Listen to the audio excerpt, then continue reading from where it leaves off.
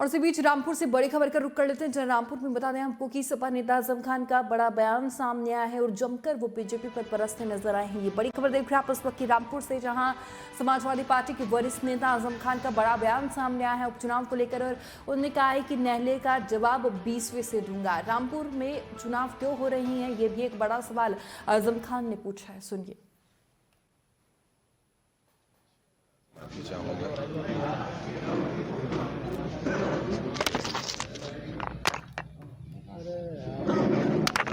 आने वाले हैं ऐसी सूचना है, और जयंत चौधरी साहब भी आने वाले हैं ऐसी भी सूचना है, चंद्रशेखर आज़ाद आने वाले हैं ऐसी भी सूचना है।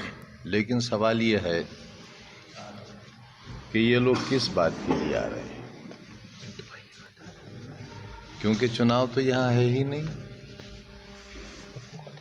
आज ही तकरीबन 50 घरों के दरवाजे तोड़े हैं, सड़कों से बेगुनाहों को उठाकर ले गए हैं, और जिस भाषा का इस्तेमाल किया है उसमें हमारी पत्नी और इस शहर की पूर्व सांसद और पूर्व विधायक को भी उन्होंने नहीं बख्शा है। और ये वार्निंग भी है कि अपने घरों में रहो, और हमारी पत्नी को भी ये वार्निंग दी है कि निकलना मत बाहर।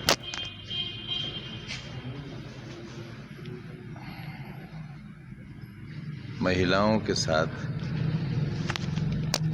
ऐसी अभद्रता और ऐसी अमानवीयता और ऐसा शर्मनाक बर्ताव मेरे ख्याल से किसी भी व्यवस्था को शोभा नहीं देता।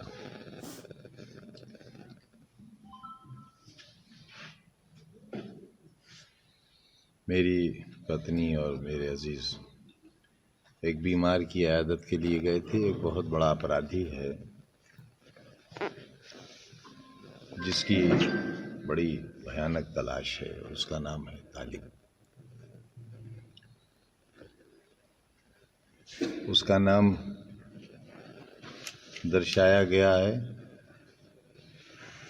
यूनिवर्सिटी में मशीन की चोरी और बरामदगी में, जिसकी रपट नगर पालिका की तरफ से है, और नगर पालिका की तरफ से इस बात का इनकार है कि ये मशीन उनकी नहीं है। उसके घर के दरवाजे तोड़ दिए गए हमारी पत्नी की मौजूदगी में, और 200-250 बहन बेटियों की इज्जतों की रखवाली करने वालों ने एक बीमार माँ के साथ और उनकी इयादत करने वालों के साथ शर्मनाक बर्ताव किया है। मैं नहीं चाहता था कि इन बातों को कहूँ, क्योंकि मैं बहुत आदी हो गया हूँ, और रामपुर पार्लियामेंट के चुनाव में इन सारे अफसोसनाक हालात का भोगी रहा है, क्योंकि ये एक मखसूस आबादी का शहर है। इसलिए इसके साथ जो भी बर्ताव हो रहा है वो हमें बर्दाश्त करना है।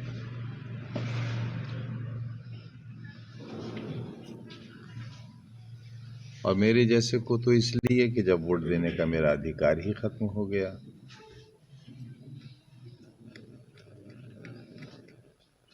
तो मुझे इसकी शिकायत में बल नहीं लगता, लेकिन अपने कैंडिडेट के लिए, अपने पार्टी कैंडिडेट के लिए वोट मांगने का अधिकार मेरा भी बाकी है।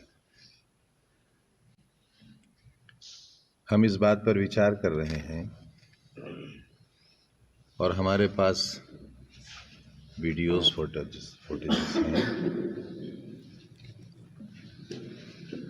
उसे हम आपको किसी ख़ास वजह से रिलीज़ नहीं कर रहे हैं, क्योंकि आपको दे देने के बाद अदालतें उसका संज्ञान नहीं लेती हैं।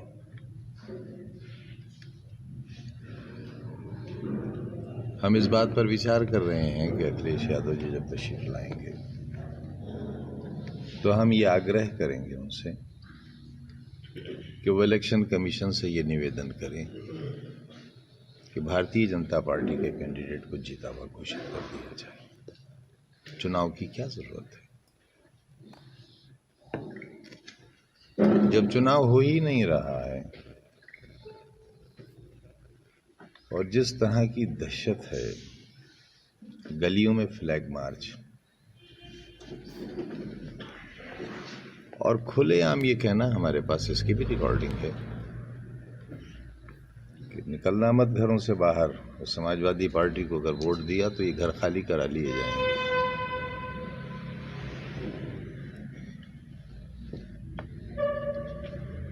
आप साहिबान का बहुत सहयोग रहा है, लेकिन ये बहस हो सकती है कि किसको सहयोग रहा है। मुझे बड़े अफसोस के साथ कहना पड़ रहा है कि रामपुर की मजलूम जनता को आपका सहयोग अभी तक नहीं मिला है। कहीं ना कहीं इस शहर के बाशिंदे भी हैं आप, और एक ज़मीर भी रखते हैं अपना। उसका तकाजा है कि अगर पूरी बात न कह सकें, न दिखा सकें, और मेरी बुराइयों को इसलिए नज़रअंदाज कर दें कि मैं तो कैंडिडेट हूँ ही नहीं, हो सकता ही नहीं, सज़ा याफ्ता हूँ, और मेरे वोट देने का हक भी ख़त्म हो गया है। लेकिन एक ऐसा व्यक्ति जो बेदाग है, पठान नहीं है, इंसान तो है, बेदाग इंसान है,